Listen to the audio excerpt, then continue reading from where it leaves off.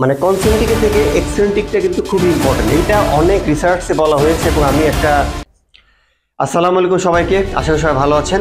আজকে আমি dumbbell overhead প্রেসটা দেখাবো। ডাম্বেল ওভারহেড প্রেসটা হচ্ছে one of the best exercise for shoulder development. তো আমি এই এক্সারসাইজটা মূলত কিছু ফর্ম এবং টেকনিকগুলি নিয়ে কথা বলবো এবং আমি ডেমনস্ট্রেট করে দেখাবো যেটা কিভাবে করলে আপনি আরও বেশি শোল্ডার হাইপারট্রফি কিংবা শোল্ডার মাসল অ্যাক্টিভেশন করাতে পারবেন।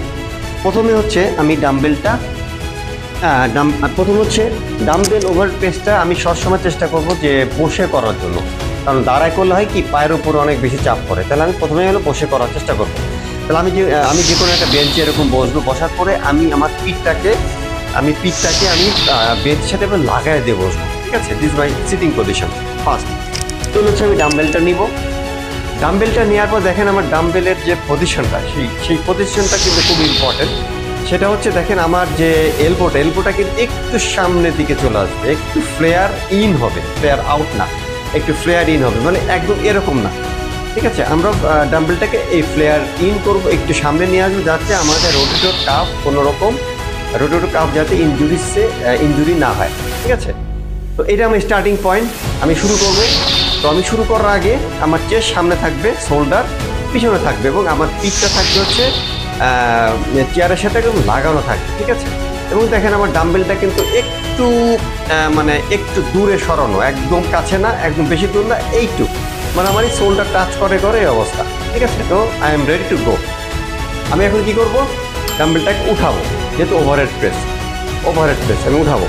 আচ্ছা, উঠালে যে জিনিসটা আমরা খেয়াল করবো সেটা হচ্ছে আমি যখন উঠাবো তখন আমি ফুল উঠাবো, ঠিক আছে? কিন্তু এটা যাতে এখানে যে টাক না হয়, মানে একটু ফাঁকা থাকবে, ওকে? একটু ফাঁকা থাকবে। যখন আমি নামাবো একটু স্লো করে নামবো, 3, 2, 1 এবং কতটুকু নামবো, এইটা হচ্ছে মার্কার। আমি ডাম্বেলটা এই পর্যন্ত নামাবো, এইটা হচ্ছে আমার মার্কার। তাহলে আমি উঠালাম, স্লো করে নামাবো, 3, 2, 1 এই পর্যন্ত নামাবো, দেন ফুল ওয়ে আপ। তাহলে এখানে টেম্পোটা হবে আমি 3 সেকেন্ডে নামাবো, 3, 2, 1। এখানে এসে আমি 2 সেকেন্ড থাকবো, দেখেন 1 সেকেন্ডে, এরপর 1 সেকেন্ড আমি এক্সপ্লোরলি ডাম্বেলটা উঠাবো। আমি এভাবে 5-6টা করি, দেখেন।